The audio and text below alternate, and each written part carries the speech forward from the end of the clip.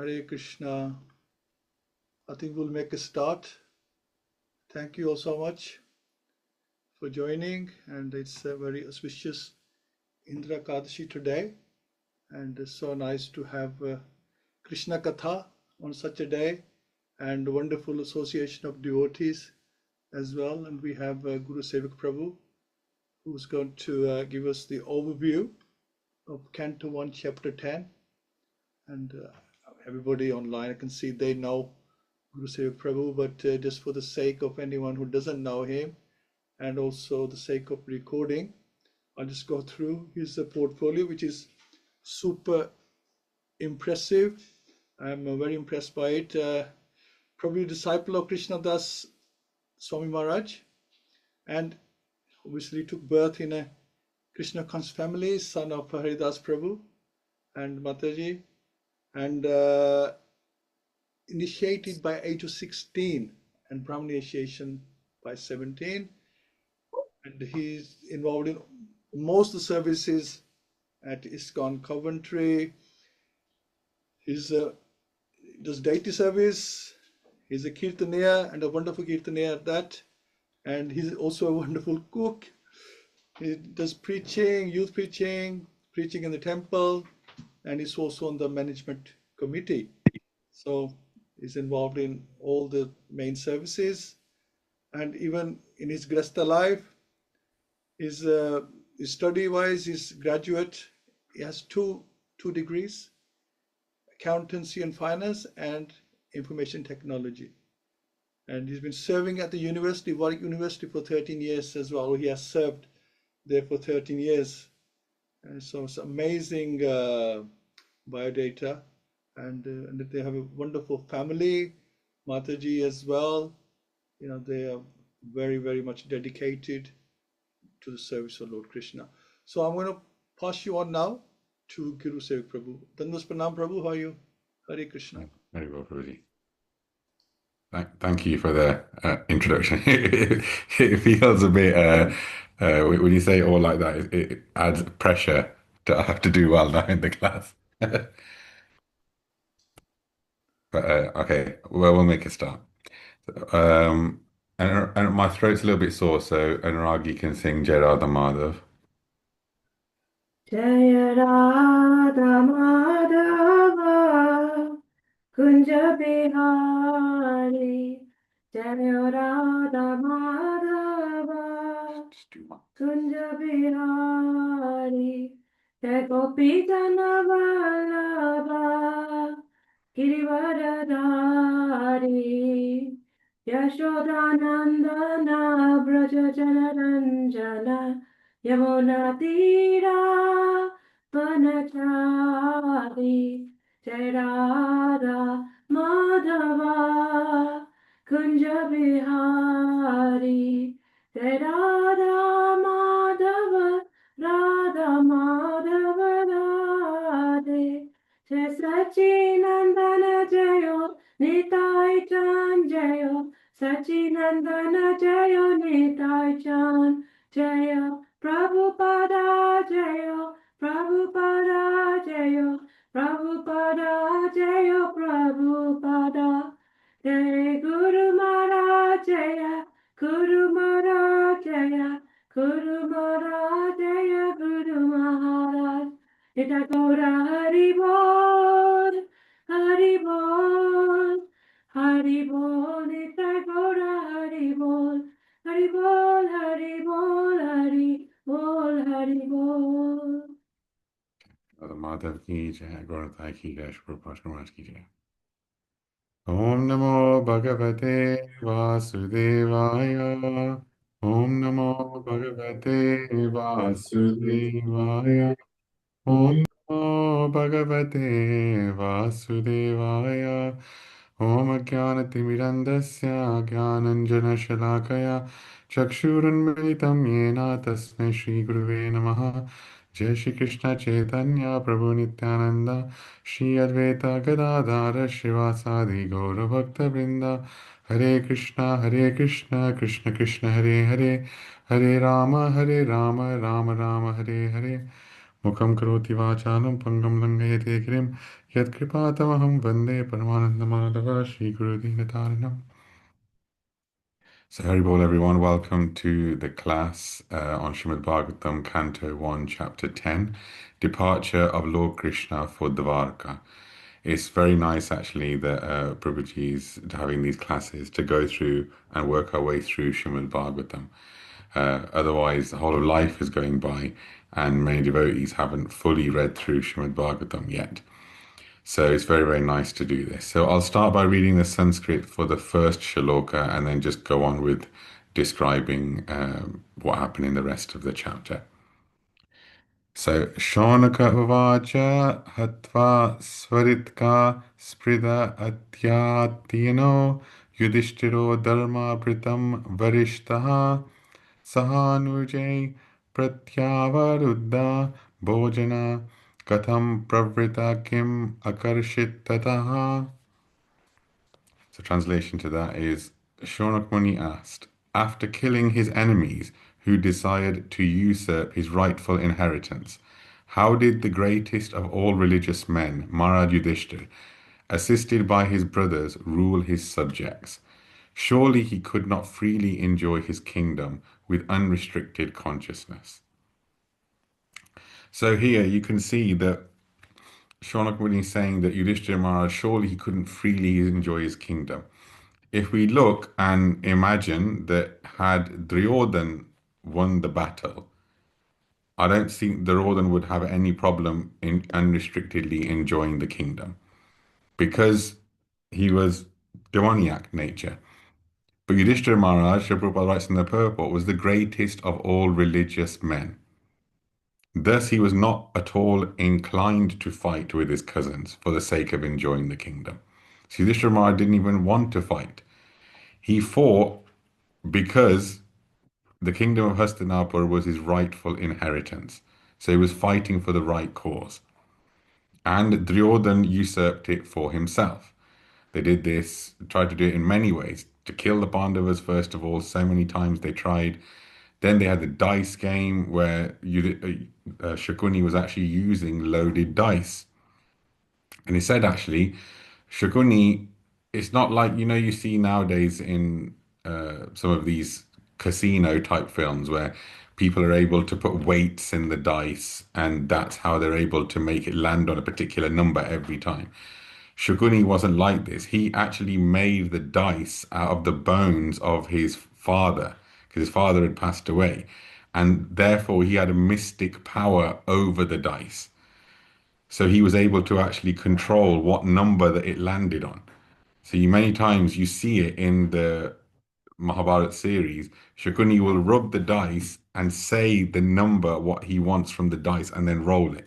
What he's actually doing, he's had mystic power over that dice. So essentially, he's cheating. And it said actually, Yudhishthira Maharaj knew he was cheating, but still, because the Kshatriya couldn't back down from either a physical fight or gambling, Yudhishthira Maharaj still went in and actually took part in that, just to show how bad this particular thing is.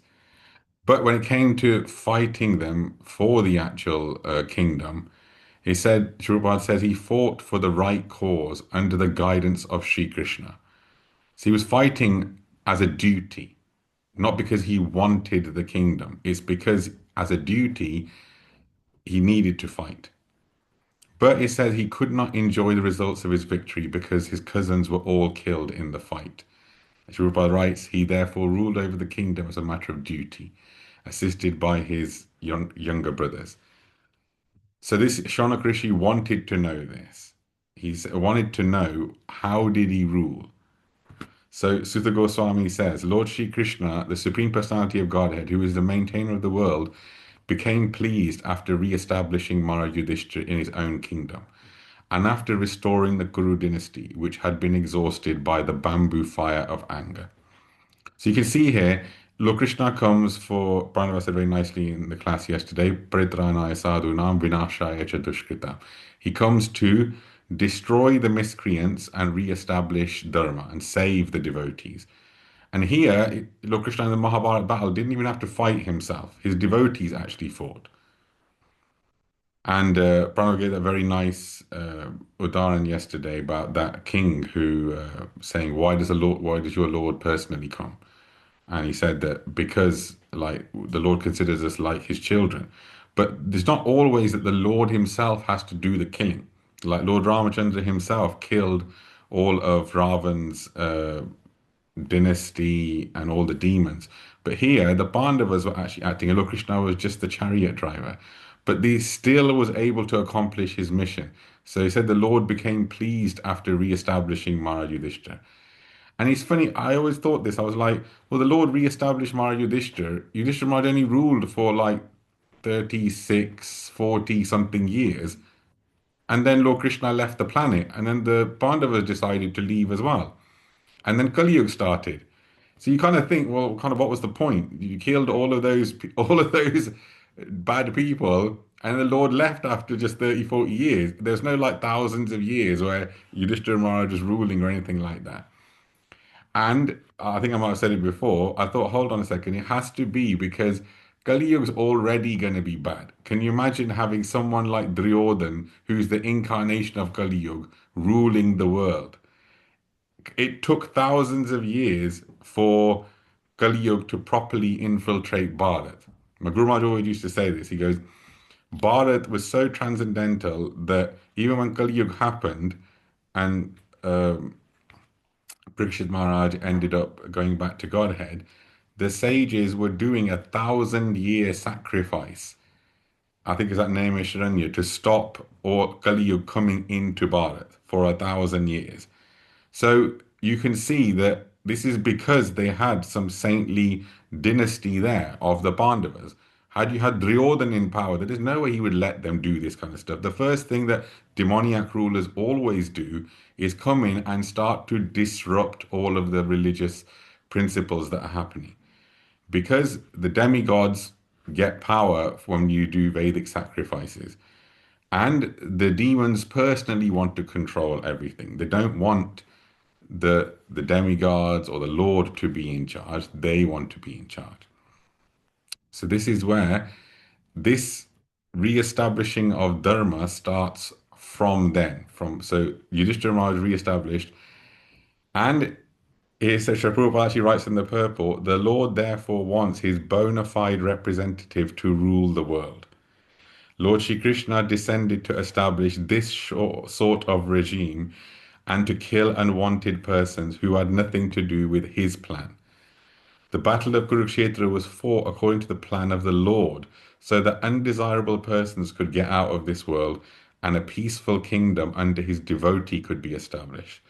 The Lord was therefore satisfied when King Yudhishthira was on the throne and the seedling of the dynasty of the Kuru in the person of Maharaj Parikshit was saved. So next text, Yudhishthira Maharaj said, after being enlightened by what was spoken by Bhishmadev and Lord Krishna, the infallible engaged himself in matters of perfect knowledge, because all his misgivings were eradicated.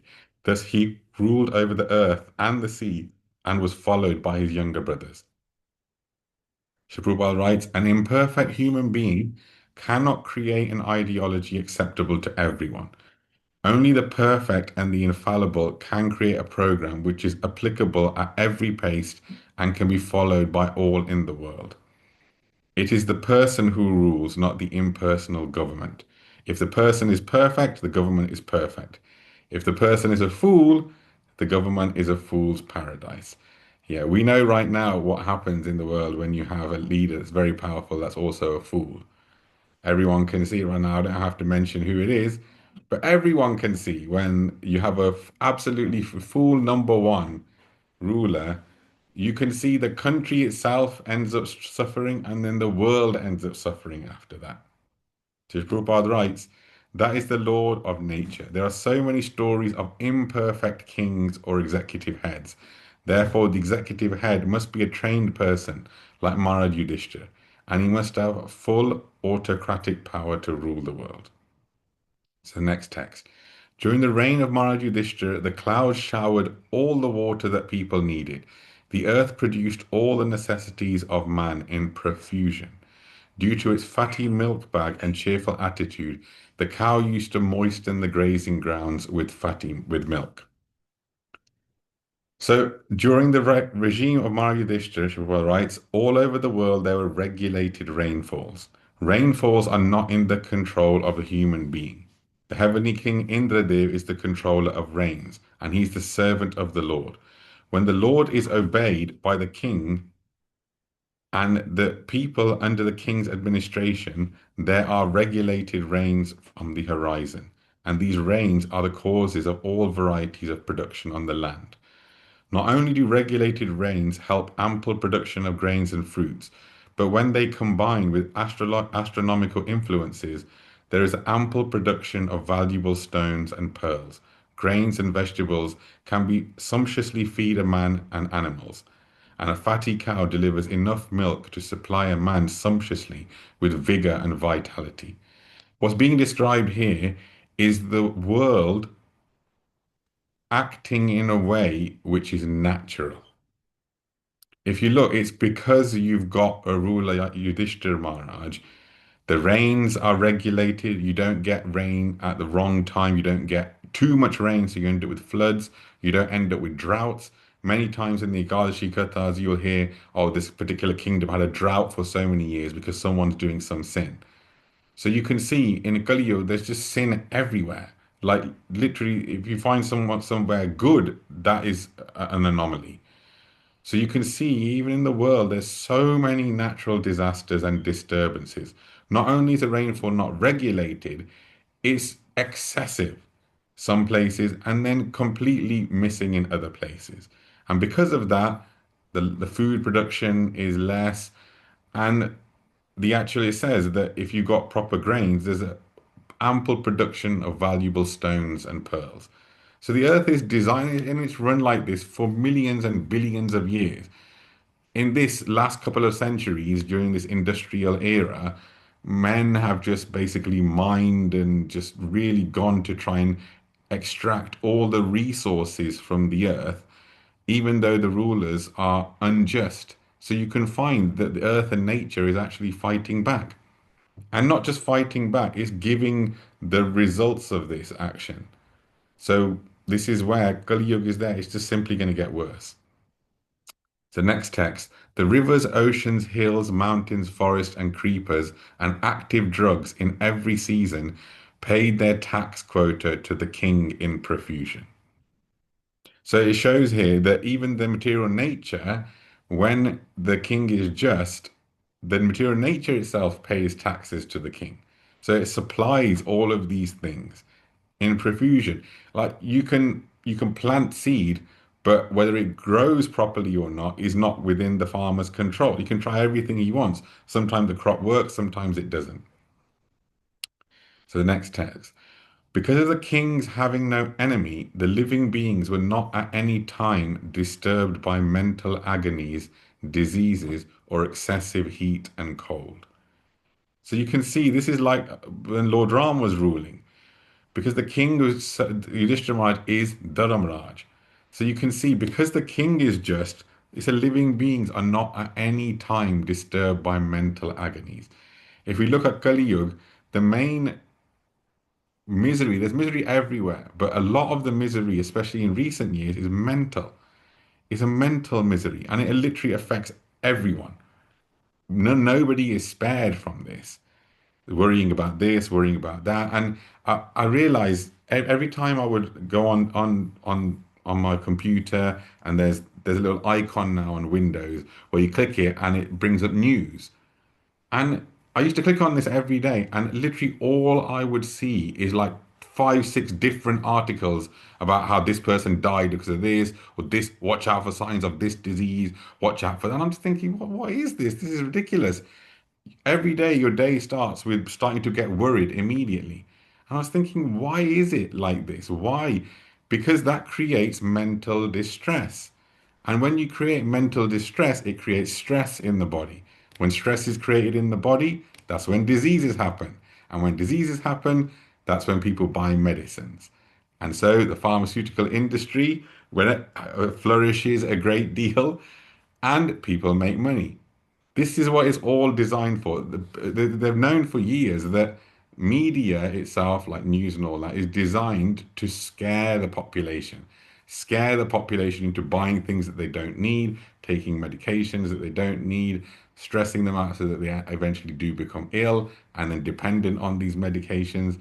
It's all, we don't think this is all engineered, but because the leaders are like that, this is all engineered like that.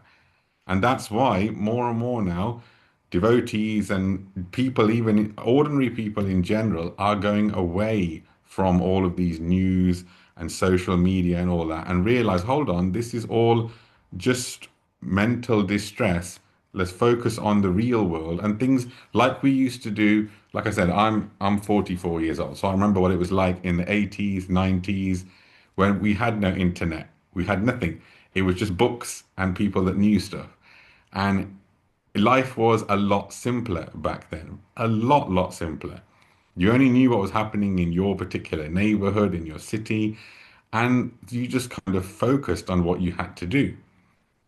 So this is actually part of Kali Yuga, is to become pervasive and actually come into the household.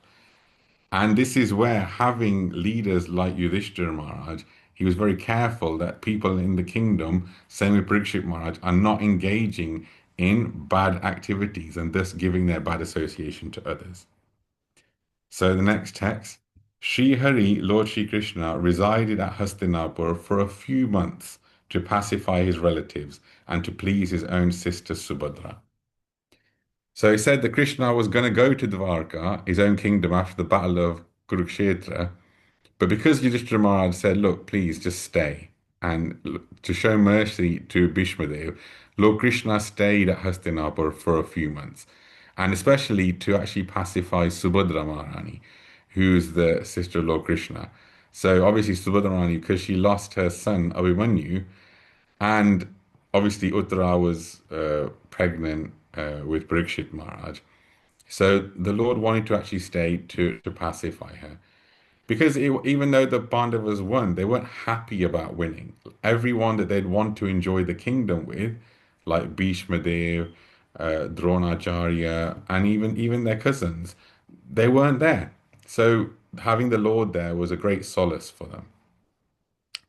So he said, after when the Lord asked permission to depart and the king gave it, the Lord offered his respects to Maharaj Yudhishthira by bowing down at his feet, and the king embraced him. After the Lord being embraced by others, receiving their obeisances, got into his chariot. So it said, because Yudhishthira Maharaj was the elder cousin of Lord Krishna, so when the Lord was leaving, he actually paid obeisances to the king's feet. And the king embraced the Lord as a younger brother, even though he knew Krishna as the Supreme Personality of Godhead. So Srila Prabhupada says, the Lord takes pleasure when some of his devotees accept him as less important, meaning junior to them. Lord Krishna likes that. Because imagine every time, all the time, everyone's doing your Vava, oh, you're so great, you're so wonderful, you're so this, you're so, it gets boring after a while. You're just like, oh, okay, yeah, thank you very much. Okay. You see it with many celebrities when they're going around. When everyone's like, oh my God. They actually hate it after a while. Everyone thinks, oh, we would love to be famous, we'd love to be well known, this and that. Fame is useless, actually, most of the time. It literally does nothing for you but create hassle. So imagine being the most famous person, the Lord. So that it says the Lord actually likes it when the devotees accept him as less important. No one is greater or equal to the Lord, but he takes pleasure in being treated as younger than his devotees. Srila Prabhupada writes, these are all transcendental pastimes of the Lord. He said the impersonalist cannot enter into the supernatural roles played by the devotees of the Lord. Srila Prabhupada writes that. Thereafter, Bhim and Arjun embraced the Lord because they're of the same age, and Nakul and Sahadev bowed down to the Lord because they were younger than him. So the next text, at that time, Subhadra, Draupadi, Kunti, Uttara, Gandhari, Dhritarashtra, Yuyutsu, Kripacharya, Nakul, Sahadev, Bhimsen, Domya, and Satyavati all nearly fainted because it was impossible for them to bear separation from Lord Krishna. So you can see even Dhritarashtra is mentioned in here, who was like the architect behind the whole of the Mahabharata war and all of this stuff that was happening. I know Duryodhan had done it, but Dhritarashtra loved his son so much, he went along with him. But you can see even Dhritarashtra was purified so much They almost fainted because it was impossible for them to bear separation from Lord Krishna. Prabhupada writes, Lord Krishna is so attractive for the living beings, especially for the devotees, that's impossible for them to tolerate separation. The conditioned soul under the spell of illusory energy forgets the Lord. Otherwise, he cannot.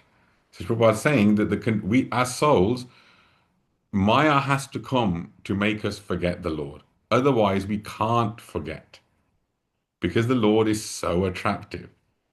And it said, Prabhupada writes, after his separation from Vrindavan, the innocent rural cowherd boys, girls, and ladies, they all felt shock throughout their lives. And the separation of Radharani, the most beloved cowherd girl, is beyond expression. That's what Srila Prabhupada writes. Once they met at Kurukshetra during a solar eclipse, and the feeling which was expressed by them is heartrending. There is, of course, a difference in the qualities of the transcendental devotees of the Lord, but none of them who have ever contacted the Lord by direct communion or otherwise can leave him for a moment. That is the attitude of the pure devotee. So you can see that as soon as they come into contact with the Lord, they never want to leave him. So next verse, the intelligent who have understood the Supreme Lord in association with pure devotees and have become free from bad materialistic association can never avoid hearing the glories of the Lord, even though they have heard them only once. How then could the Pandavas tolerate his separation? For they had been intimately associating with his person, seeing him face to face, touching with him, conversing with him, and sleeping, sitting, and dining with him. So you can see here the devotees who may not have even met the Lord, they're just hearing his glories, they actually are so attached. So how much more for the Pandavas who are actually living with the Lord? So next verse, all their hearts were melting for him in the pot of attraction. They looked at him without blinking their eyes, and they moved hither and thither in perplexity. It's actually funny, I was listening to a class today, and it said when Lord Krishna was looking at Radharani, every time the Lord blinked, Radharani would become even more beautiful when he would open his eyes. So nice like that. I remember the gopis used to curse Lord Brahma, saying, why have you created these eyes to blink? Because when we're looking at Krishna, when we blink, we can't see him for a moment. So the next verse, the female relatives whose eyes were flooded with tears out of anxiety for Krishna came out of the palace. They could only stop their tears with great difficulty. They feared that tears would cause misfortune at the time of departure. So he said there were hundreds of ladies in the palace of Hastinapur. All of them were affectionate to Krishna. All of them were relatives also. When they saw Krishna was going away from the palace for his native place, they were very anxious for him, and as usual, tears began to roll down their cheeks. They thought at the same time that the tears may be a cause of misfortune for Krishna, therefore they wanted to check them. This was very difficult for them because the tears could not be checked. Therefore they smeared the tears in their eyes and their hearts throbbed. So therefore ladies who were the wives and daughters-in-law of those who had died in the battlefield never came in direct contact with Krishna, but all of them heard his great activities, and thus they thought of him, talked of him, his name, fame, etc., and became affectionate also, like those who were in direct contact. Therefore, directly or indirectly, anyone who thinks of Krishna, talks of Krishna, or worships Krishna becomes attached to him, because Krishna is absolute. There is no difference between his name, form, quality, etc. Our intimate relation with Krishna can be confidentially revived by our talking of, hearing of, or remembering him. It is done due to spiritual potency. So all of this, all these spiritual activities that we're doing are actually to make us think about Krishna. I read that somewhere else just recently. So that's the key thing. The main thing is to think about Krishna. Everything we're doing, whether we're doing chanting, preaching, meditating on the Lord, it's also that we just constantly think of the Lord. And you can see here the ladies, many of them who met Krishna were crying because they were leaving, but even those that hadn't met him, that had just heard about him. Remember, Hastinapur was a capital city. There was, like in London, if the Queen is staying there, how many of us have seen the Queen? Like, no one. Only a few people that got invited to the palace would get to see the Queen, but everyone would know about the Queen. Everyone would know about, oh, the Queen's been now for so many years, and they'd know so many details about her, even though they'd never met. So Hastinapur was like that. Krishna was staying there, but it doesn't mean everyone was in touch with Krishna there. But they all were still very attached. So he said, while the Lord was departing from the palace of Hastinapur, different types of drums, like mridanga, dole is there as well. So it looks like maybe some Punjabis there. That would have been noisy. Nagara, Dundari, and Dundubi, and the flutes of different types, Veena, Gomuk, and Beri, all sounded together to show him honor. Next text. Out of a loving desire to see the Lord, the royal ladies of the Gurus got up on top of the palace, and smiling with affection and shyness, they showered flowers upon the Lord. So obviously in these days, there's no television broadcast. Like now, if some head of state is leaving or some procession or something, they have television cameras, everyone sees. In those days, they would just get up on the highest balconies. It actually reminds me actually of when Lord Ram and Lakshman were coming in to Janakpuri for the Swayamvar, and all the different princes were coming. And Sita Mata actually had her Sakhis go and have a look who was coming. So they would be describing from the rooftops, oh, who is these people are coming. So one prince would come and they said, oh, this prince looks very, very handsome, but he doesn't look very strong. And then another prince would come and they'd be like, oh, he looks very strong, but he's very ugly. And then when they saw Lord Ram coming, all of them became so excited and came down and they said, we've seen someone who's the most beautiful man we've ever seen. And he's got all the strength of Lord Vishnu. And this is how they described Lord Ram. And at that time, Lord Ram was only 16 years of age. So you can see the Lord, not only he's beautiful and handsome, but he's incredibly powerful. And so this is very, very attractive for all living beings, not just the females. Even the men will look at the Lord and think, wow, he's so beautiful. He said actually when Ravan came face to face with Lord Ram for the first time on the battlefield, he looked at him and he thought, wow, he is incredibly beautiful, the Lord is. And when he started to fight, he actually said that he couldn't actually see when the Lord was stringing his bow and let go. And Ravan actually had Divya Drishti, so he'd be able to see things like in slow motion. Ravan said, the Lord's arrows are so fast, I see him pull his bow back, and as he lets go of his hand, the arrow's already hit me. He said, it's so fast, Ravan couldn't see it. And Ravan is such an incredible fighter. So the ladies of the Kurus got up on top of the palace, and smiling with affection and shyness, they showered flowers upon the Lord. And the purport Srila Prabhupada writes that this shyness of the ladies is a very attractive feature of the ladies. So even though the ladies, they were, from distance, they were still showing affection and shyness. At the time, Arjun, the great warrior and conqueror of sleep, who was the intimate friend of the most beloved Supreme Lord, took up an umbrella which had a handle of jewels and was embroidered with lace and pearls. Uddhav and Satyaki began to fan the Lord with decorated fans, and the Lord, as the master of Madhu, seated on scattered flowers, commanded them across the road. So it's a beautiful image. It actually reminds me when our Guru Maharaj used to come to the temple, we used to have this big like umbrella thing, massive ornate umbrella. I don't know where it's gone now, but it was so heavy to lift. And Guru Maharaj would come, a few of us youth, we were like in our like teens and stuff then, 16, 17. We'd go there and it would literally be like stringing a bow to try and open this thing because it was so heavy. So we'd be struggling there to open this huge umbrella thing as Guru Maharaj would walk in. And then a few of us would hold it there and Guru Maharaj would walk underneath it.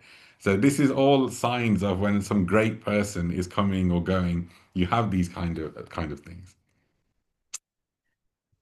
Next text. It was being heard here and there that the benedictions being paid to Krishna were neither befitting nor unbefitting, because they were all for the Absolute, who was now playing the part of a human being. So to explain this, Srila Prabhupada writes, at places there were sounds of Vedic benedictions aiming at the Supreme Personality of Godhead. These benedictions were fitting in the sense that the Lord was playing a part of a human being, the cousin of Maharaj Yudhishthira, but they were also unfitting because the Lord is absolute and had nothing to do with any kind of material relatives. So he's saying that people were giving benedictions to the Lord, blessing him from the Veda, even though on one hand he doesn't need it at all, but on the other hand it's fitting because he's the younger cousin of Yudhishthira Maharaj. So it said, therefore the sounds of benedictions uttered by the learned Brahmins here and there appear to be contradictory in relation to the absolute person. But when they are applied to the absolute person, they lose all contradiction and become transcendental. One example may clear this idea. Lord Shri Krishna is described as a thief. He is very famous amongst his pure devotees as Markanchor. He used to steal butter from the houses of the neighbors at Vrindavan in his early age. Since then, he is famous as a thief. But in spite of his being famous as a thief, he is worshipped as a thief. Therefore, in the mundane world, a thief is punished and never praised. Since he is the absolute personality of Godhead, everything is applicable to him. And in spite of all contradictions, he is supreme personality of Godhead. So this actually reminded me, I was listening to a class and it was about Surdas. So Surdas lived in Vrindavan and he was blind, he couldn't see, but he could always see the Lord. And someone asked him, Surdas, how is it that you see? And he goes, how do you see the Lord? He goes, no, I only see the Lord. He goes, I'm blind, I can't see anything, but I can only see the Lord. So the person thought, let me test Surdas. He goes, asked him, so tell me, where's the Lord right now? And at that time, it was in the evening time. And he said, there's a lady in a village near here that every day she cooks for the Lord, and every day she calls the Lord to come and eat in her house. And she says, you get the same foods every day at the temple. Because when you're in the temple, the pujaris make the same thing for you every day, saying roti, saying sabji, saying all that. She says to the Lord, I am making you different things every single day. Please come and eat at my house. So Surdas said, today I can see the Lord has gone to this Gopi's house and is eating butter from her house. And then the person says, okay, I'll go and test this. So he goes, where is it? Which village? And Surdas said, this village just nearby in Vrindavan. So he goes there, this person does, and he goes to that lady's house and knocks on the door. And as he goes in there, he can smell some incredible aroma. And he sees there's a plate on the floor and everything's been eaten. And this Mataji is sitting there and like proper blissed out. And he says to her, he goes, Mother, he goes, what's happening here? She goes, you wouldn't believe what happened today. She goes, every day I go to the temple and I say to the Lord, come to my house. I'm going to make this and this bhojan for you every day. He never ever comes. He goes, today, Lord Krishna himself came to my house and he ate my offering. And immediately then that person was just shocked. And he went to Surdas and fell at his feet. And he said, Surdas, this is incredible. He goes, how is it that you can see the Lord everywhere? How is it, even though you don't have eyes, you can see the Lord? And he said, Surdas said, the reason is I have 100% faith in the two lotus feet of my spiritual master. He goes, this is why. It's the two lotus feet of his spiritual master. He has 100% faith in his guru's lotus feet. And this is why he's able to see the Lord everywhere. So similarly with us, we should have 100% faith in the lotus feet of our spiritual master and Srila Prabhupada's lotus feet and have 100% faith in their words. And this is how you actually can see the Lord. So next text, absorbed in the thought of the transcendental qualities of the Lord, who is sung in selected poetry. The ladies on the roofs of the houses of Hastinapur began to talk of him.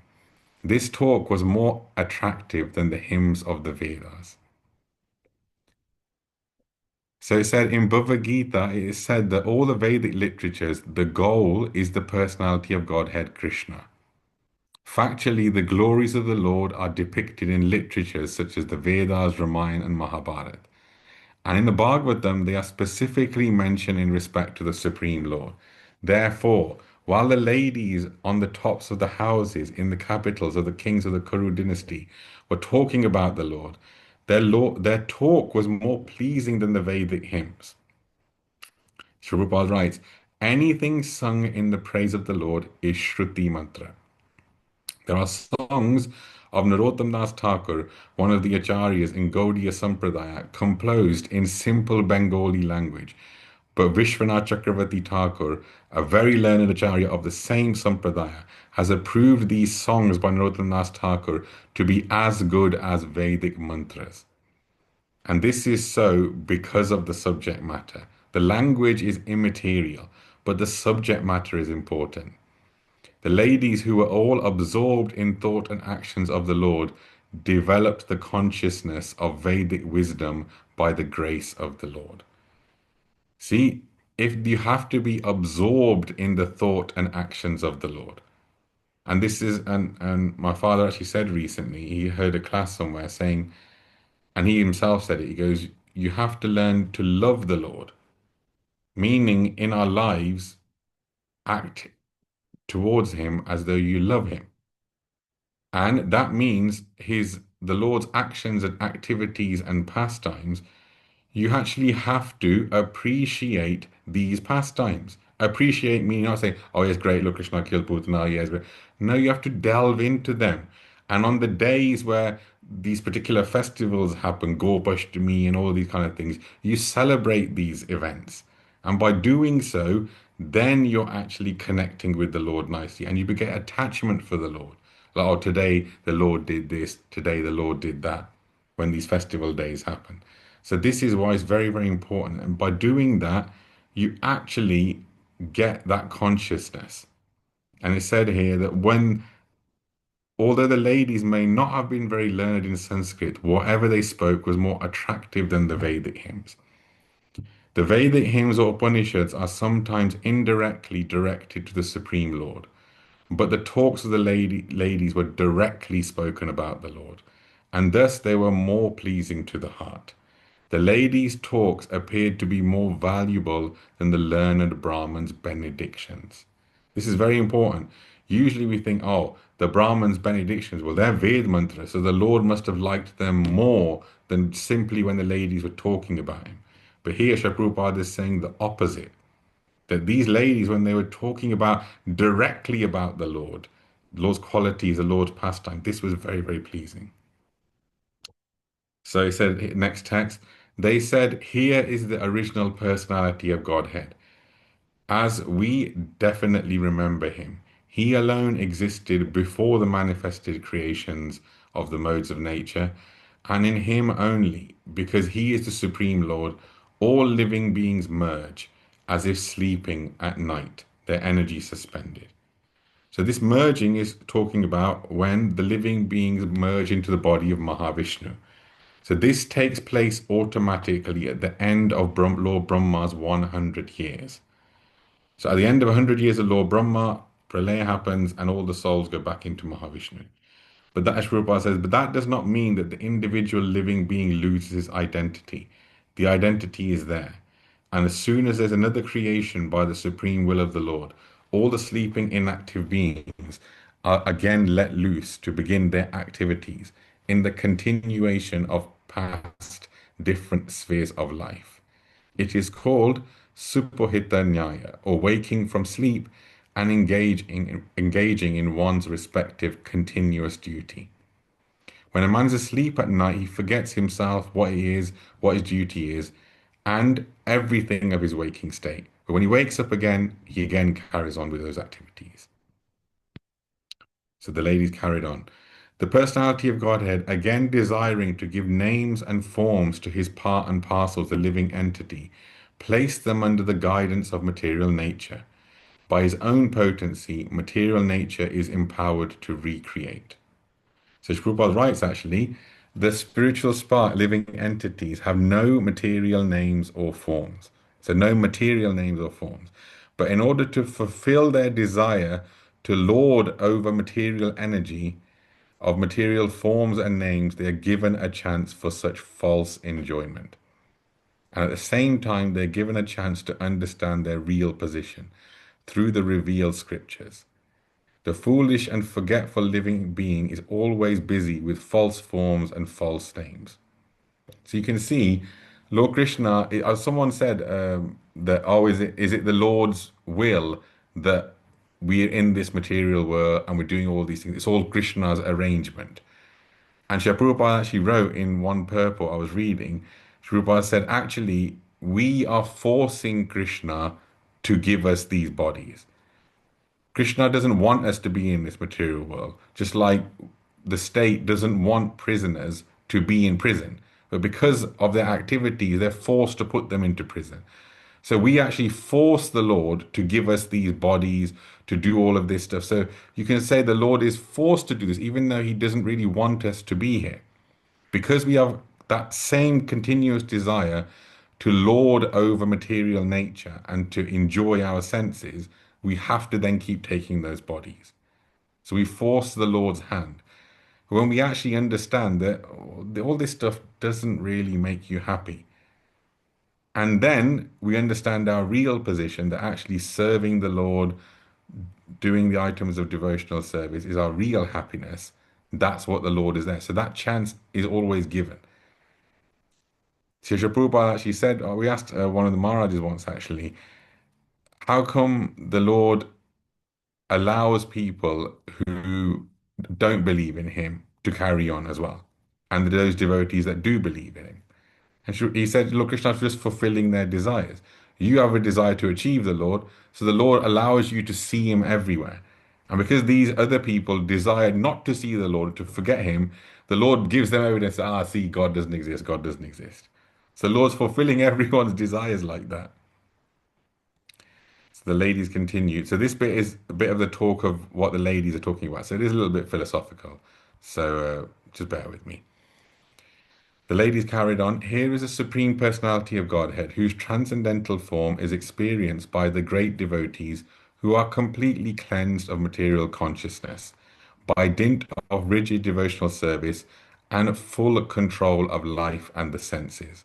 That is the only way to purify existence. As it states, Srila Prabhupada writes, as it stated in Bhagavad-Gita, the Lord can be known in his real nature by dint of pure devotional service only. So we've got to do pure devotional service if we want to understand the Lord.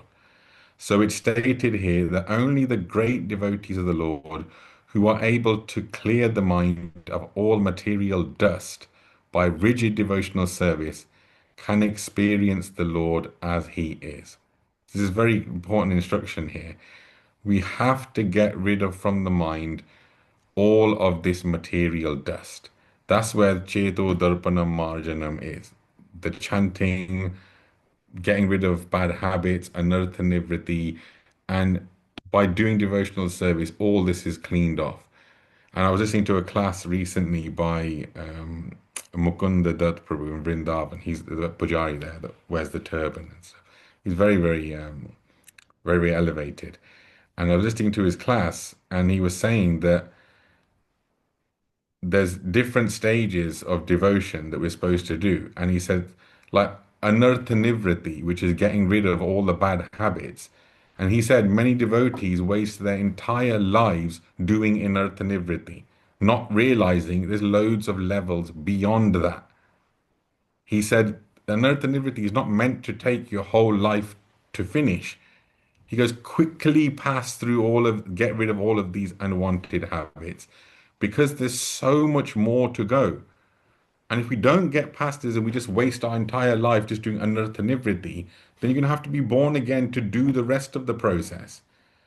And at that point in time, I realized, hold on a second, if we're doing anartha nivriti, meaning getting rid of our bad habits, and that happens in this body because we have memory of what we're doing. So let's say, for example, someone likes to eat very much. Okay. So his whole life, he's just concentrating, "Oh, I want to eat this, I want to eat that nice." Eventually, he ends up with health problems so that he can't eat the things that he likes. So because of ill health, he eventually realizes, you know what, these things are really bad for me. Even though I've been eating these things for my enjoyment, they're actually bad for me. So he's going to think, well, maybe I shouldn't eat those things. And he's having those things. The problem is, when you die and you're born again, you're born into a family and you'll have a young, youthful, healthy body where you can't remember any of those past experiences from your past life. So the person with Nirta Nivriti is going to carry on again because you'll start, "Oh, that's tasty. I enjoy that." It may be slightly less because a little bit of leftover from in your mind from your previous birth, but because your body is rejuvenated again, you end up going into the same thing and enjoying the same things over and over again. Prabhupada actually said it's like the diseased person that if he can't eat sugar because it's bad for him, as soon as he's cured of that disease, he'll go back to eating that sugar again. So this is why this anartha nivriti process, all of us, we should make extreme effort to just get past that quickly. Any negative habits that we have, just clear them quickly because there's a lot different levels to go in devotional service.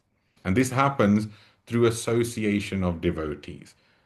Because when you associate devotees that are more advanced than you see what they're doing and their habits, daily habits, and all that, and it inspires you. Then, yeah, I should actually do like that. It said, I think it was Maharaj Yayati. He was one of the famous kings, and he was very much involved in sense gratification with his wives and all that kind of stuff. And I think, correct me if I'm wrong, he was the one who actually requested the youth of one of his sons so that he could carry on enjoying because he got cursed, I think, by Durvasa Muni. No, sorry, not Durvasa Muni. What was By the Shukracharya. Shukracharya, yeah. So he asked his sons for his youth so that he could carry on enjoying. And one of the sons cursed him. And he said that when he heard about this katha of Ambarish Maharaj, how he was so elevated and he achieved the Supreme Personality of Godhead, it made him give up his sense gratification and actually engage properly in devotional service.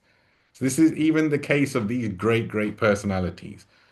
So this devotee association is very, very important. So we actually have to do that. You can't think, "Oh, I'm just going to do it on my own."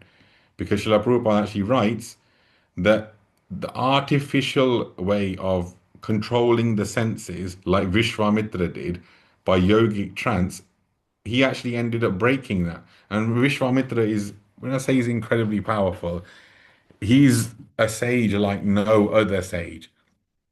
Gayatri Mantra exists because of Vishwamitra. Yet, even in his incredible extreme tapasya, when Menaka came, a heavenly damsel, and she ended up luring him away. And so Prabhupada actually writes, artificially trying to stop it doesn't work. But if the senses are given different good engagements in devotional service, then naturally you shy away from those activities. So the next text. "Oh dear friends, here is that very personality of Godhead whose attractive and confidential pastimes are described in the confidential parts of the Vedic literature by his great devotees. It is he only who creates, maintains, and annihilates the material world, yet remains unaffected. Whenever there are kings and administrators living like animals in the lowest modes of existence, the Lord in his transcendental form manifests his supreme power, the truth, positive, shows mercy to the faithful and performs wonderful activities and manifests various transcendental forms as it is necessary in different periods and ages." So Prabhupada writes very nicely, when he descends, he exhibits superhuman acts just to prove his supreme right. And materialists like Ravan, Hiranyakashipu, and Kamsa are sufficiently punished. He acts in a manner which no one can imitate. For example, the Lord, when he appeared as Lord Ram, bridged the Indian Ocean. When he appeared as Krishna from his very childhood, he showed superhuman activities by killing Putana, Agasur, Shaktasur, Kaliya, etc. And then Kans. When he was in Dvarka, he married 16,108 queens, and all of them were blessed with a sufficient number of children.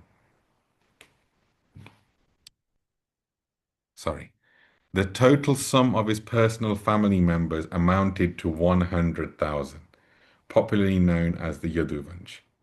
And again, during his lifetime, he managed to vanquish them all. He is famous as Govardhandari because he lifted at the age of 7 the hill known as Govardhan. The Lord killed many undesirable kings in his time, and as a Kshatriya, he fought chivalrously. He is unparalleled. No one is equal to or greater than him. So many times people would say, Srila Prabhupada would say, I am God. And Srila Prabhupada would say, okay, show your Virat Roop. Lift Govardhan Hill. Can you do any of these things? If not, you're not God. Sit down. And this is why the Lord performs such superhuman activities. On one hand, the Lord Ram was Maryada Purushottam. He did all of the activities that a human does, all of the duties and activities. The Lord doesn't have to do these duties. He's doing them so that we follow his example. But he'll do some activities which are so incredible to prove I'm not an ordinary person. This is the Supreme Personality of Godhead. And it's actually said that when Krishna was around, very few people knew he was the Supreme Personality of Godhead. Very few. Even though all of these activities were famous at that time. People just thought this must be just some superhuman person or maybe some sort of demigod or something that's incarnated. Very few people actually knew Krishna as the Supreme Personality of Godhead.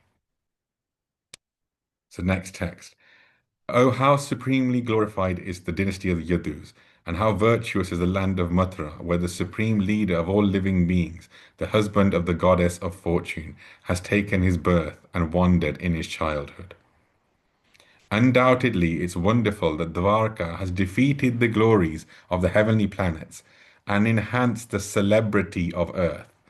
The inhabitants of Dvarka are always seeing the soul of all living beings, Krishna, in his loving feature. He glances at them and favors them with sweet smiles. So it says here that the earth actually became like celebrity in all of the planets because the Lord is incarnated here, and Vrindavan, Dvarka, Mathura, these places are here. That's what it's saying. And then the ladies carry on. Oh friends, just think of his wives, whose hands he has accepted, how they must have undergone vows, bathing, fire sacrifices, and perfect worship of the Lord of the universe, to constantly relish the nectar from his lips, which Prabhupada writes in commas, by kissing. The damsels of Brajabhumi would often faint just by expecting such favors. So Srila Prabhupada writes, religious rites are prescribed in the scriptures are meant to purify the mundane qualities of the conditioned souls, to enable them to be gradually promoted to the stage of rendering transcendental service to the Lord. Attainment of this stage of pure spiritual life is the highest perfection, and this stage is called Svarup, or the factual identity of the living being. Liberation means renovation of this stage of Svarup. In that perfect stage of Svarup, the living being is established in 5 phases of loving service, one of which is the stage of Madhurya Ras, or the humor of conjugal love. The Lord is always perfect in himself, and has thus no hankering for himself.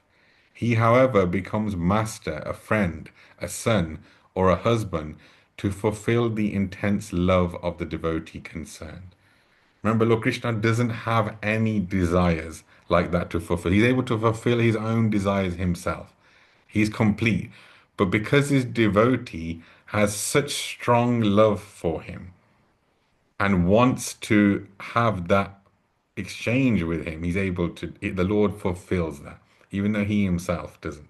There's Damodar Leela, because I always enjoy that. There's Lord Krishna wants milk, so Yashoda Mata starts feeding him. She sees the milk boiling over, so she puts Krishna down to actually go and take care of the milk. So Lord Krishna wanted to drink Yashoda Mata's milk. And so he got angry and he bit his lip and he goes, right, I'll show you. And he said, Narad Muni was surprised, how is it the Lord wanted to drink Yashoda? He doesn't want anything.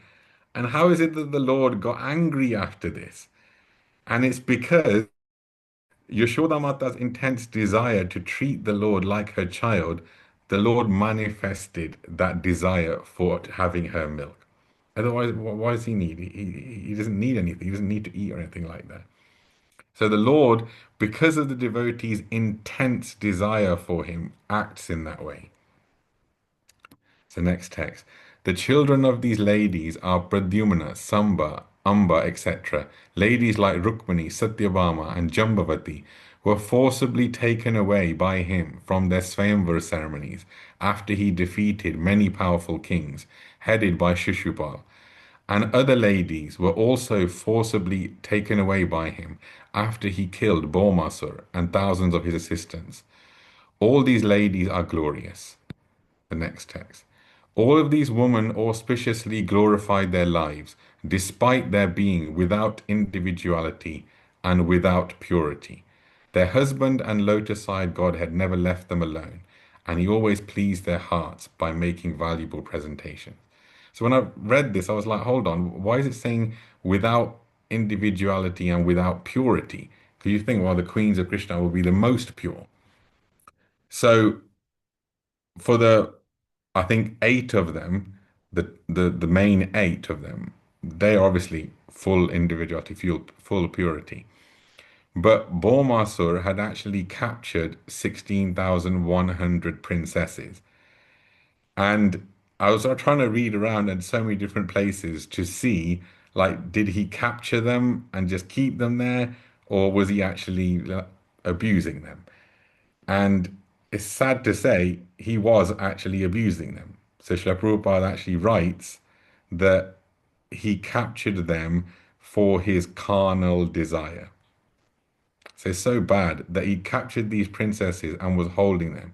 So Srila Prabhupada actually writes, the fallen girls under the clutches of Bhaumasura sincerely prayed to Lord Krishna for their deliverance, and their sincerity of purpose made them at once pure by virtue of devotion. The Lord therefore accepted them as his wives, and thus their lives became glorified.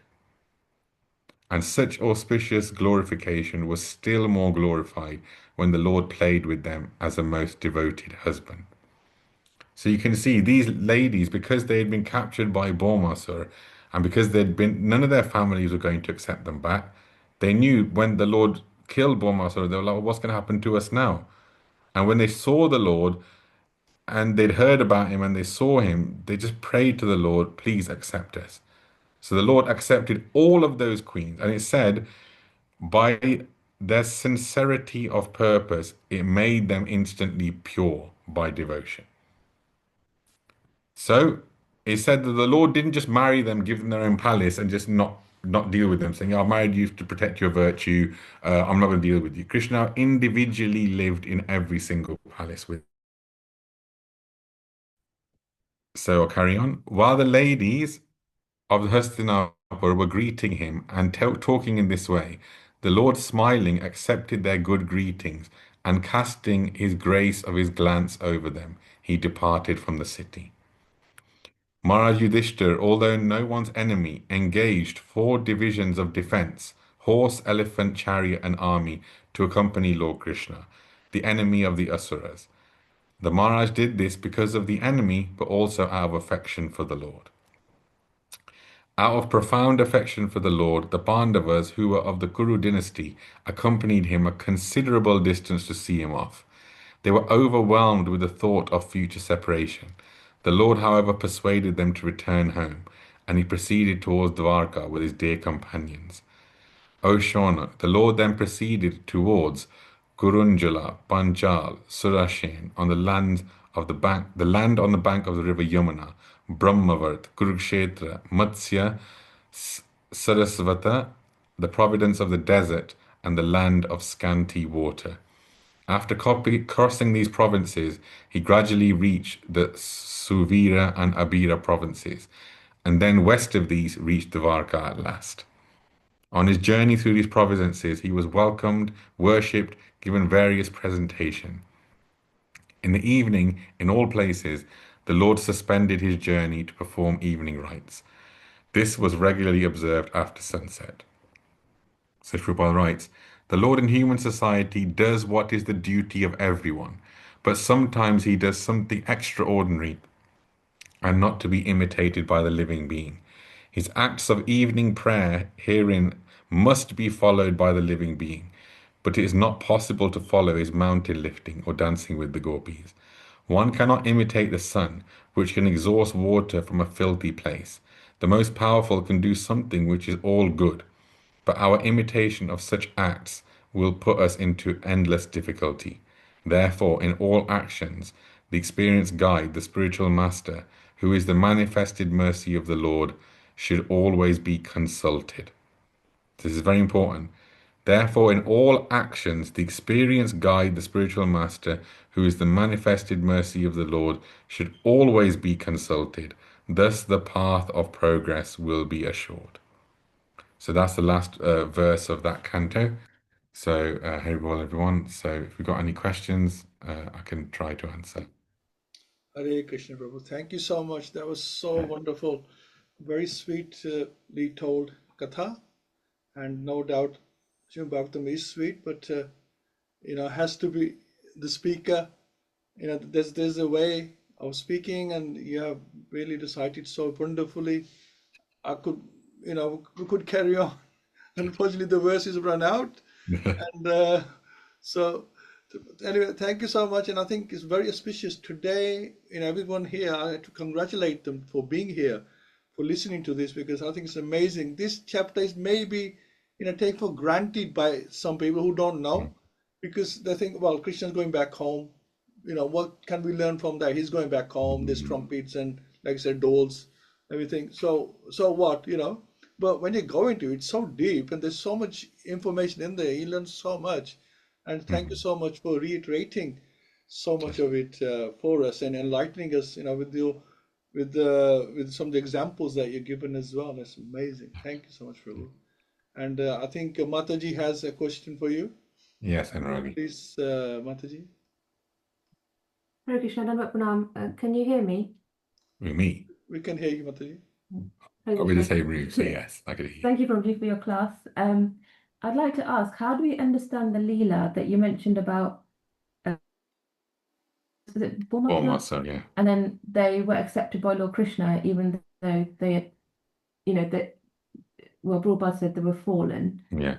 But then in Lord Ram's Leela, when Sita Mata was shunned by the society, because when Dobiwala said that they wouldn't accept someone who's been with or been taken away by another man. So, but then Lord Ram went along and listened to society and, kind of shouldn't see them out away to the forest. But Lord Krishna accepted all of these, so many personalities. So how do we understand that the same Lord is doing one thing in one Leela and something opposite in another Leela? No, it's a good question. So the thing you have to understand in Lord Ram's Leela, Lord Ram had, even when he went to rescue Sita Mata, when he rescued her from there and they brought Sita Mata to him, the Lord had done his job in rescuing her. And he wasn't going to take her back immediately. But it was when Hanumanji did the fire and Sita Mata walked in the fire to show her purity, what actually was happening was Chaya Sita's going in and real Sita Mata is coming out. So that showed that in that pastime, Sita Mata was totally pure because she'd never actually even been in Lanka. She was with Agni there. And this is, Lord Chaitanya Mahaprabhu confirmed this. This is not written in Valmiki Ramayana. It's written in Tulsidas Ramayana, but that's not where we get it from. Lord Chaitanya Mahaprabhu had actually gone to South India and he met some devotee who was Lord Ram Bhakt and he was crying like anything. And Lord Sri Prabhupada goes, why are you crying? He goes, I can't believe Dusht Ravan actually managed to touch the body of Sita Mata. And my Guru Maharaj gave an explanation for that. And Lord Sri Mahaprabhu, so Lord Sri Mahaprabhu said, no, it wasn't actually, he didn't, it was a Chaya Sita. So Lord Sri Mahaprabhu went to another temple, and this is on his travels, and he found a manuscript there where it actually said in there that this Sita was not Sita. She was actually a Chaya Sita, Medhavi, I think her name was. And she had cursed Ravan in a previous birth that I'll become the cause of your death because he tried to grab her hair. And because he was obviously a bad person. And so Lord Sri Mahaprabhu brought that manuscript and showed it, look, this is where it's written. So Sita Mata herself, obviously, like it showed, because when Sita Mata was going home with Lord Ram on the Pushpa Vartika, there was a Mahi Ravan which came to attack them. And Lord Ram was like, I've just killed Ravan, now I'm gonna have to fight this guy. Sita Mata took the form of Kali Mata and just chopped his head off. And they just carried on their way. That's how powerful Sita Mata. Ram was not going to do anything to her. And so in that instance, Lord Ram didn't actually send Sita Mata away because the Dorbi said it. I've explained this before in the class. Pundit Maharaj explained this very nicely. He said that at that point in time, a few years later, after all this happened, the word started getting around and it said, it's not that the Dorby said it and the Lord did it. He goes, it became so common knowledge for people to talk about that even the Dorby was talking about it. For a Dorby to cast aspirations on the Queen, he's just a washerman. Like this wasn't a special Dorby. He wasn't like magic Dorby. He was just a regular washerman. So for him even to be having the audacity to talk about Sita Mata and Lord Ram realized the whole population must be talking about it. And the reason he sent Sita Mata away at that point in time, Sita Mata was pregnant with Love and Kush. I've mentioned this before. Love and Kush, if they were born in the palace and they're brought up thinking this Praja is casting a lot of animosity growing up towards the Praja. When they become the rulers, they're going to punish that Praja. They will do it because they would see you are the people who doubted my mother even after she's done so much for you. They would actually grow up thinking, right, we're going to teach these guys a lesson. By having Sita Mata go to Valmiki ashram, they were away from all of that. They didn't even know that their mother was Sita Mata. So they were raised by Valmiki in the proper principles, completely trained up both in martial arts and in all Vedas and everything, in a completely isolated place. Remember, again, no internet, no televisions here. They wouldn't know anything that's happening in Ayodhya. So they were brought up in such a way to be such powerful rulers that they were, and even this whole thing of stealing the horse for the Ashwamedh and then fighting, they showed their prowess that look, only Lord Ram's own children could defeat everyone, even up to the level of Hanumanji. So that is a completely separate. So Lord Ram only sent her away for that. Only when she came back into the actual assembly, when Sita Mata came back there, she was still disgusted with all of them. So she decided, well, I'm just going to leave. I'll go back to Mother Earth. So in the case of Lord Ram, that's the reason why he asked to go to Valmiki Ashram. Well, he didn't reject it at all. And Lord Ram himself, there were so many times when different personalities went to him to try and say, I want to marry you. But he kept saying, no, I'm sorry, I'm only marrying one Dharmapatni. Even when he used to do Ashwamedh Yagyas, he used to have his wife sitting there because Sita Mata's not there. He had murtis of Sita Mata made in gold. And every Ashwamedh, he had a new murti made. At one point, all those murtis came to life and said, Lord Ram, we're Sita as well. We want to marry you. And the Lord said, no, no. In this life, just one. In the next one, Krishna is able to have unlimited. So it actually said that even in so many of the incarnations, that there was even in many of like Varahadev's incarnation, Vamandev, there were so many ladies that wanted to marry those personalities. The Lord didn't marry them then. They said, come for when I'm Krishna. So then they were all able to be gopis and then marry the Lord and stuff. So Lord Krishna is showing that I think he's a killer murti sar. One of the things where he's able to immediately be all the rasas simultaneously. We're not. You can't have Madhurya ras with Lord Ram. You can't. The maximum you can go up to is Sakya. The only Madhurya is with Sita Mata. But with Lord Krishna, you can do all of them. So Krishna is showing that despite those women being fallen, so to speak, let's say the one person that they'd been with is Bhaumasura, and clearly he's raped those women. Like Ravan, it's horrible to say, he would go around raping women. And in fact, Nalakovir, his brother-in-law, his own brother, half-brother, he raped his wife, I think it was Ramba. And she actually cursed him to say the next time you force yourself on a woman, your head will explode. So that's why he couldn't do anything to Sita Mata. He thought, I'm gonna die. So he kept trying to convince her, marry me, marry me, marry me. So you can see these demons, they are bad people. And even in this day and age, rapes and things are happening. And you can see that even in this day and age, the female purity is significantly less than in previous ages. So much so, like, especially in the modern age, I don't even know how people looked for people to marry because the females are so polluted. And it's become a thing now where they are trying to be like men and just be as promiscuous as men, and not knowing that this is a completely degraded form of society. But Lord Krishna is showing that even if they're in that condition, if they surrender into the Lord and stop doing their nonsense activity, the Lord will accept. So Krishna is showing like that. So even if someone may have a past like that, if they surrender into the Lord will accept them. So that's the way I actually see that passage. If anyone else wants to chime in on that, feel free. Yes. Yeah. Also, just one quick one. Satyabhama told Krishna, why don't you marry them? So she was there with him, you see, and then said, okay, why don't you marry them? So then he got the okay from Satyabhama, so he did that. As well, yeah, good explanation what you did. Also, we learn the differences between Sri Ram and Sri Krishna. Ram is known as Maryada Purushottam, setting the example as the ideal human being.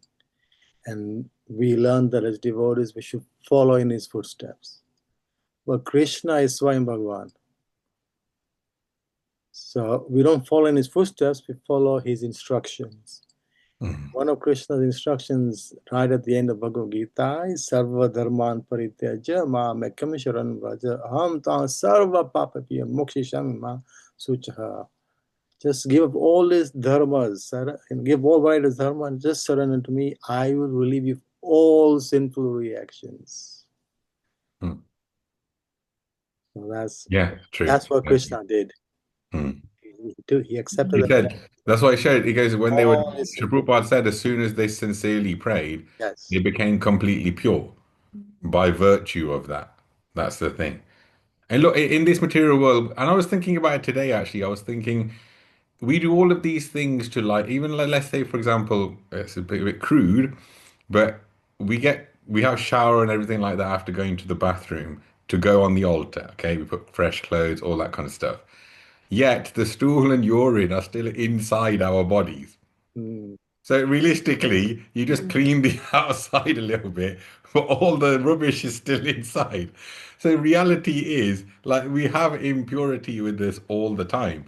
And it's the Lord's mercy that he accepts that. But this is where there are offenses. So something actually very interesting. I was listening to an Indra Prabhu class, and he said he was doing Kirtan in Mayapur. Before the Kirtan, he actually mentioned that he goes, this Mahamantra, when we do Kirtan, he goes, we like to sing it. And he explained that how the Mahamantra, even though it says Hare Krishna, Krishna Krishna, Hare Hare, Hare Ram, Ram Ram, Hare Hare, and we think that means like Radha Krishna, Sita Ram, or Radha Krishna and Balaram and his energies. He goes, we like to see it as, he goes, Srila Prabhupada writes in one of the purports, he was saying that the Krishna in there can actually indicate Lord Chaitanya Mahaprabhu. And he goes, the Hare in there can indicate Hari. So Hare Krishna is Hari and Lord Chaitanya Mahaprabhu. And he goes, and the Ram can indicate Nityananda Ram. And he said, and the Hare in that can mean Lord Chaitanya Mahaprabhu. So Gaur Nitai. So he goes, when he was singing Mahamantra with that, he goes, you're focusing then completely on Gaur Nitai and there's no offenses. And he goes, and because there's no offenses, you're able to then chant offenselessly and sing offenselessly, and Gaur Nitai is going to give you Radha Krishna anyway. He goes, so when you chant like that and you actually do Mahamantra and do your Kirtan in that way, then you don't actually, the Lord doesn't accept any offenses with that. That's why in Coventry, we're so lucky to have such a Nitai chant there, because the Lord doesn't accept any offenses. Otherwise, with Radha Krishna, there's so many offenses. And even Jagannath Baladev Subhadra, there's so many offenses. So we're so lucky to have Gaur Nitai like that. So no, a nice question. Any other questions? I think Vidrani Auntie has got her hand up, I think, is it? No? Oh, that's just my mouse, sorry. Ajay Prabhu, you want to ask a question? Prabhu? This is a wonderful opportunity, and I think we should make the most of it. Yeah, I'm trying to think of Hare Krishna Prabhu, by the way. Yeah.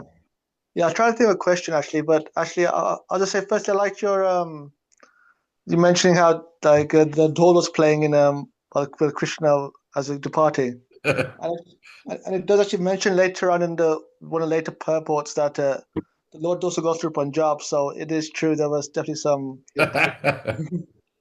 definitely some Punjabi residents there, or what was probably known as Punjab later on. Yeah, That is so true. Yes. yeah, Yeah. and We have to remember Haryana and Punjab were one before. So it did go to Kurukshetra anyway. yeah. So we didn't think, okay, it's the Punjab now we're thinking of. But before, the whole thing was Punjab. All the 5 rivers sort of go through there. And part of Pakistan was Punjab, yeah. Thank Also, God. Sorry, yeah, yeah, carry on. Yeah. I was going to say, I also liked your when you mentioned Yayati, King Yayati. Yeah. And I was trying to think, like, who was it? Who was his son again? I don't remember. It's Puru. And Is it Puru that is it Puru that cursed him?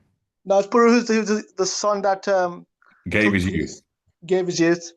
I was like, just interesting comparison there in terms of then I was reminded of Puru Rava, as in that was the king that went crazy for the Apsara Urvashi. Oh, okay. Yeah, so it's like a just so I just like it's just one of those cases that you mentioned this, and then I thought it's an amazing difference between there's only a few letters difference between one king and the other king. Yeah. One was so great that he actually his father gave him the kingdom. The other one lost everything, and it took by the time he actually Urvashi actually told him, leave me alone. I can't, I'm a complete mess, but he still chased after her, and then right till the end, once he lost everything, then he finally realized, oh yeah, I made a complete fool of myself. Yeah, That happens a thank you. lot, even with Vishwamitra and Menaka and so many others. There's even a Kadashi Katha like that, because these heavenly damsels, they live for so long, and they're so used to everyone fawning over them. For them, it's nothing, but for the sadhus and stuff that get attached to them, that person's their everything. But they're society girls, so they're used to it. So even many times you'll find them like they're going to leave, and they're like, "Oh, just stay one more day, just stay one more day." And then with that Akashi Katha, she goes, "Oh, please see how much time you actually spent. Let me leave." And then when he started to think about how long he'd wasted with this girl, he said his eyes started to grow and sparks started to come out. He started to realize, oh my God, I've wasted like 80 something years with this heavenly damsel. And then he cursed her. And so we have to see, like, when it comes to men always melt in front of the women. And in fact, in this purple, one of the purples that it mentioned, Srila Prabhupada said, men are like butter, women are like fire. The men will melt. You never hear about the fire melting, do you? The women don't really get that affected by men, to be fair. Women are mainly attached to children. That's what usually happens. But it's the men that get overly attached to the women. And so this is where, like, even in spiritual practices and that kind of stuff, it's encouraged that men and women have a little bit of separation. That's why you'll find the difference in Iskcon temples, that they make the men sit separate from the women. And people always have difficulty when they come in. The men will just go and sit next to their wives on that side, and then all the women are whispering like, "Someone tell him to go sit on the other side. Someone tell him." Because Srila Prabhupada wanted it to be like that. And then think about it, Srila Prabhupada in the 70s, this was the hippie era, free love, the hippie era for Srila Prabhupada to try and get the devotees to be celibate and that kind of stuff. You got to take your hat off to Srila Prabhupada. It's literally like the most degraded era Srila Prabhupada comes in, and yet he's able to do incredible and actually make them into devotees. I mean, whenever I see like the Western body Srila Prabhupada disciples and others, and you see how elevated they are, and it's not, this culture is not like native to them, that they've accepted it and really taken it on. It shows you that we certainly are a spirit soul, and it doesn't matter whether you grew up with it or not. If you sincerely take to it, the results are there. Yeah, she probably got me thinking there. I mean, like you mentioned, one of the purports you spoke about, as in the shyness is, the one of the chief Hmm. qualities for a woman. But obviously, these days, telling a woman to be shy will probably get you slapped in the face. So, yeah, Yeah. And this is the thing in a Kali Yuga is this is what Arjun was talking about. It goes when the women hold actually the culture, because the women pass on the culture to the children. So if the women become spoiled and they're marrying people that are not part of the same culture or that, what do they end up then passing on to the children? That's the thing. And you find often that women that are like this, when they have their children, the children don't have any respect for religion or culture, and then they're just following en masse what society is doing en masse. And what is society doing en masse? They're just trying to enjoy their lives, live and breathe and eat for tomorrow we die, drink and be merry for tomorrow. That's all they're doing. And that's not a fulfilling life, which is why there's so much depression and all that kind of stuff around, because people are trying to get permanent pleasure out of an impermanent places. And this is where they keep knocking their head against the same thing. Well, everyone's saying that this thing should make me happy. So why isn't it making me happy? Maybe I'm doing it wrong. Maybe I should try this instead. Maybe I should try that. And you waste an entire lifetime doing that. And then by the time you're old, you can't, your body doesn't even let you enjoy anymore. And then yeah. you wasted all this time and it's like you haven't achieved anything. And this is where I think for materialists, devotees, I would say that they're the more pessimistic than most. I even say this to Anuragi. I said, devotees are really kind of negative sometimes because we're aware of the evils of the world. But I think what the materialists in their youth, they are optimistic. But as they get into their older age and they're not able to enjoy, then they become pessimistic. Whereas for the devotees, it's opposite. They may be pessimistic at the start, but as they get older and they realize, well, Krishna consciousness is the only way, and it's something that they then surrender to more and more as they grow older, then it becomes sweeter. So it's kind of like the mode of passion thing. It's nectar at the beginning and poison at the end. And mode of goodness is poison at the beginning and nectar at the end. So No, yeah, it's a good point, Prabhu, because I mean, usually we think when we head towards retirement, we're supposed to slow down, but with Prabhupada's example, it's the opposite. He's actually doing more as he got older. yeah. To do that, what he did, start off at age 69 and having multiple heart attacks on the boat, Mm. and then doing what he did is just is superhuman, really. It's superhuman. Anyway, Okay, thank you, Thanks Prabhu. so much. Thank you. One last question. I mean, we have gone much over time, but it's just so beautiful. Anybody wants to ask one last question, and then we can wrap up. Okay, I think that's fine. Right, then we'll unmute and give 3 Gora Haris to Gurusevak Prabhu, please. Please unmute yourselves. Just waiting for everybody to unmute. I'm looking.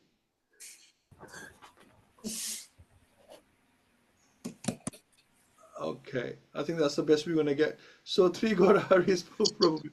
Gaura Hari. Gaura Gaura Hari. Hari.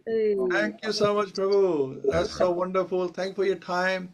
Thank you all for your association and really appreciate it. And I think our this is a wonderful Krishna Ekadashi. Hare Krishna. Hare Krishna. Thank you. Hare Krishna. Hare Krishna. Thank you, Prabhu. Thank you. Hare Krishna. Gaura. Hare Krishna.